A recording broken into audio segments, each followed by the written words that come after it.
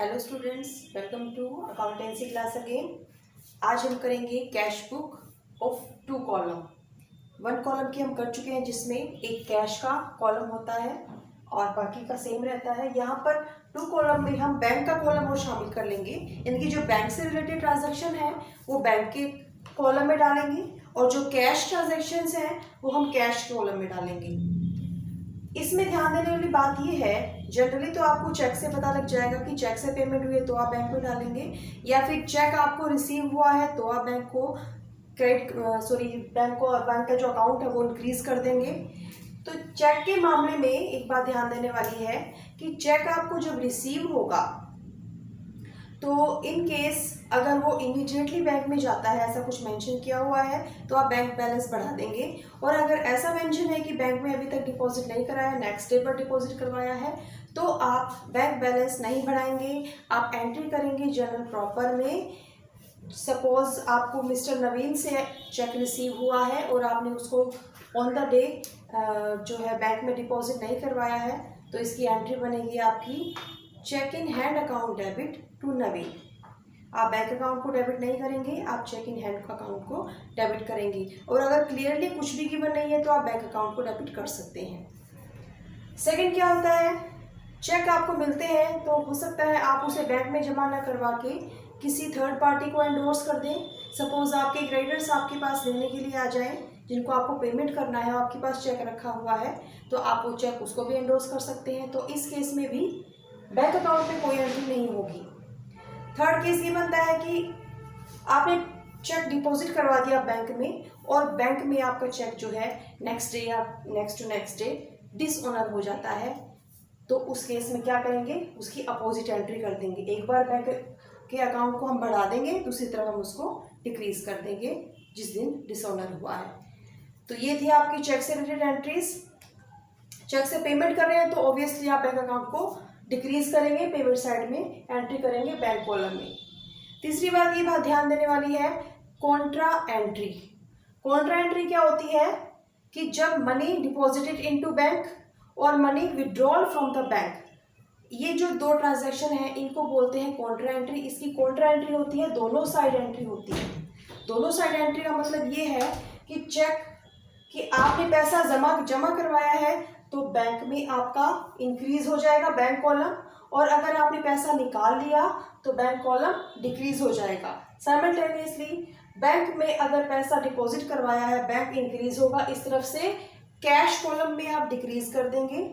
और अगर दूसरी बात कैश विड्रॉ हुआ है तो बैंक कॉलम में पेमेंट साइड भी दिखाएंगे और कैश यहाँ पर इंक्रीज कर देंगे।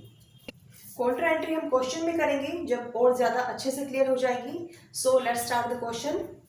क्वेश्चन है आपका, enter the following transaction in the 2 column cash book of mister Mohan. Mister Mohan की कैश बुक में आपको फॉलोइंग ट्रांजैक्शंस को एंटर करना है। सबसे पहली ट्रांजैक्शन है cash in hand and cash at bank. इनके बैलेंसेस गिवन है आपको 2018 जनवरी 1 की। सो एंट्री हम किस तरफ करेंगे, डेबिट साइड में। ये मैंने लास्ट लेक्चर में बताया था आपका, कैश का हमेशा डेबिट बैलेंस होगा, बट बैंक के दोनों बैलेंस हो सकते हैं, डेबिट भी और क्रेडिट पर भी। तो यहाँ पर कुछ मेंशन है तो ये डेबिट बैलेंस हम इसको मानेंगे। तो इसके डेबिट साइड में हम एंट्री कर देंगे 2018 जनवरी 1 टू बैलेंस बीडी। कैश का कितना है 2200 एंड बैंक 50,000, राइट। नेक्स्ट है जनवरी 3 पे purchase goods ₹75,000, trade discount 20%, CGST 6% and SGST 6%, payment made by cheque. Goods purchase हुई है 75,000 की, जिस पर ट्रेड डिस्काउंट था 20%। 75,000 का 20% कितना हुआ 15,000।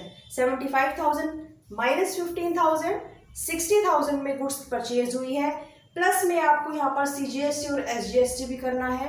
एंट्री याद है आपको, क्या रहती है entry, purchase account debit, input CGST, input SGST to bank.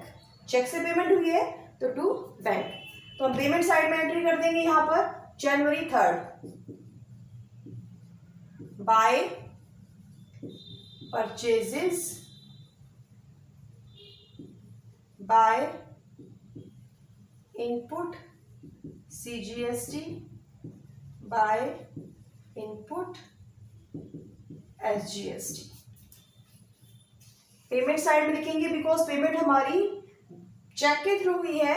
60,000 amount purchases में आ जाएगा। 6%, 60,000 का 6% कितना बनेगा? 3600। 3600 CGST एंड 3600 SGST। नेक्स्ट में सेल हुई है, sold goods for ₹40,000, trade discount 15%, यहाँ पर IGST है 12%, पेमेंट रिसीव्ड बाय चेक। 40,000 पर आपको ट्रेड डिस्काउंट दिया है आपने 15% का। 40,000 का 15% कितना होगा? 6,000। 6,000 लेस कर देंगे 40,000 में से, कितना बचेगा? 34,000। सो यहाँ पर एंट्री कर देते हैं हम January 4 to sales. To sales कितने की हुई है? 34,000। As we received check, that's why I enter in the bank column to output IGST at the rate of 12%. How much? कितना बन गया 12%? इसका 12% बन जाएगा 4,080। 4,080 आउटपुट IGST हो जाएगा। नेक्स्ट एंट्री है January 5 पर received a cheque from Naresh. Naresh से एक चेक रिसीव हुआ है। देखिए, चेक जब भी रिसीव की कोई ट्रांजैक्शन हो तो आप उसकी अगली या उससे अगली ट्रांजैक्शन भी रीड कर लीजिएगा, ताकि हमें ये पता लग जाए कि उस चेक का आखिरकार वो डिपॉजिट कब हुआ है या किसी को एंडोर्स तो नहीं कर दिया है। तो ये फॉलोइंग ट्रांजैक्शन में मिलेगा उससे नेक्स्ट में, तो ये बेहतर होगा कि आप उससे अगली ट्रांजैक्शन भी पढ़ लें। Received a cheque from Naresh, then check received from Naresh endorsed to Suresh in full settlement of his account of ₹1,050। यहाँ पर जो इसने नरेश ने चेक दिया था वो 1,000 का दिया था, और जिसको भी हमने सुरेश को दे दिया, जिसको हमें 1,050 रुपीज देने थे इन फुल सेटलमेंट। सो अब यहाँ पर हम इसकी एंट्री नहीं करेंगे और ना ही यहाँ पर इसकी एंट्री होगी। क्लियर? दोनों एंट्रीज आपकी कहाँ जाएंगी? जर्नल प्रॉपर में। क्या एंट्री बनेगी इसकी? Cheque in hand account debit to Naresh and second Suresh account debit to cheque in hand. दो एंट्रीज बन जाएंगी जो कि जर्नल प्रॉपर में हम करेंगे। नेक्स्ट है 10th, paid life insurance premium of mister Mohan. Who is mister Mohan? He is the owner. तो उसका जो लाइफ इंश्योरेंस प्रीमियम भरा जा रहा है, this is the drawing. Drawing जो है निकाली गई है 100 रुपए की। तो हम यहाँ पर एंट्री करेंगे पेमेंट साइड में। यहाँ पर चेक वगैरह का, बैंक का कहीं नाम नहीं है, तो हम यहाँ पर क्या मानेंगे? कैश में पेमेंट हुई है on the date 10 by drawing account 100 rupees. Next is received a cheque from Pawan in full settlement of his account of ₹750 700। 750 रुपए हमें लेने थे पवन से, जिससे कि 700 रुपए का चेक मिला है। चेक मिला है पवन से, तो हम चेक यहाँ पर एंट्री करते, क्योंकि देखो नेक्स्ट जो एंट्री है 16 तारीख को है डिसऑनर होने की। इट मीन्स चेक डिपॉजिट हुआ है हमारी तरफ से एक बार, तो एक बार तो हम अगर हमारी बुक्स में एंट्री कर देंगे, बैंक अकाउंट को डेबिट कर देंगे on the day of 13 January to Pawan. कितने रुपीस? 700 से हमने यहाँ पर अपना बैंक अकाउंट बढ़ा दिया। फिर 3 दिन बाद हमें पता लगता है कि चेक डिसऑनर हो गया है, तो हम यहाँ पर एंट्री कर देंगे 13 को बाय अगेन पवन। इसकी रिवर्स एंट्री हो जाती है डिसऑनर होने की। 700 हम यहाँ पर डिक्रीज कर देंगे, जो हमने बढ़ाया था वो हमने यहाँ पर डिक्रीज कर दिया। सो this was the entry. Next is 20th, deposited into bank balance of cash in excess of ₹250।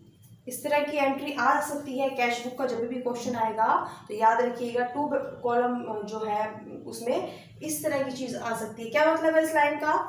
इसका मतलब ये है कि आपको सारा पैसा बैंक में जमा करवाना है, जितना भी एक्सेस है ₹250 से। कैश जितना भी एक्सेस है ना 250 से, वो सारा पैसा बैंक में जमा करवाना है। यानी कि 250 रुपए छोड़ के बाकी का जितना पैसा एक्स्ट्रा पड़ा है वो सारा उठा के बैंक में जमा करवाना है। तो हम देखते हैं कि एक्चुअल में कैश का बैलेंस बचा हुआ कितना है।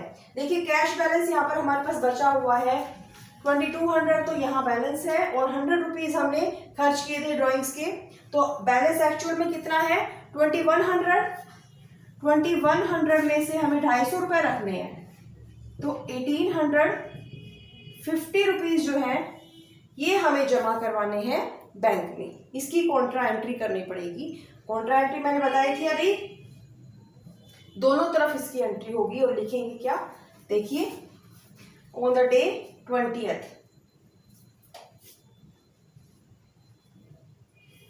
1820 जो है। अब देखिए रिसिप्ट साइड, रिसिप्ट में कौन से कॉलम में एंट्री करनी चाहिए? कैश डिपॉजिट करवा रहे हैं आप, तो किस पर इफेक्ट जाएगा? कौन सा बैलेंस बढ़ेगा, कैश या बैंक? बैंक बैलेंस बढ़ेगा। बैंक में पैसा आ रहा है कितना? 1850, और जा कहां से रहा है? कैश से। बाय, अब जो लिखना है वो बताती हूँ आपको। यहाँ पर क्या लिखना है? यहाँ आ जाएगा 1850, कैश आपका कम हो गया 1850 से, राइट। बैंक बैलेंस बढ़ा दिया आपने, क्योंकि बैंक में पैसा जमा करके किया है, और पेमेंट साइड में हमने कैश कॉलम में एंट्री कर दी है। अब यहाँ पर जो लिखा जाना है वो देखिए, इसका रिवर्स लिखना है। बैंक में एंट्री है तो यहाँ लिखेंगे टू कैश। बैंक में एंट्री है तो बैंक नहीं लिखना है, टू कैश। एंड यहाँ पर कैश में एंट्री है तो बाय बैंक। यानी कि एंट्री एग्जैक्टली क्या हो गई है? दो एंट्रीज हो गई हैं। Bank account debit to cash, and दोनों तरफ एंट्री हो गई आपकी। Bank account debit to cash, bank आपका डेबिट हो गया, कैश आपका क्रेडिट हो गया है, और इसके रिवर्स में हम लिखेंगे to cash and by bank. This is the contra entry, और इसके लिए हम सी लिख देते हैं। सी का मतलब this is Contra entry. So this is all about. अब हम यहाँ पर बैलेंसेस निकाल लेते हैं, कितना कितना हमारा बैलेंस आ जाता है। कैश का तो ऑब्वियसली 250 ही आएगा। जनवरी है तो 31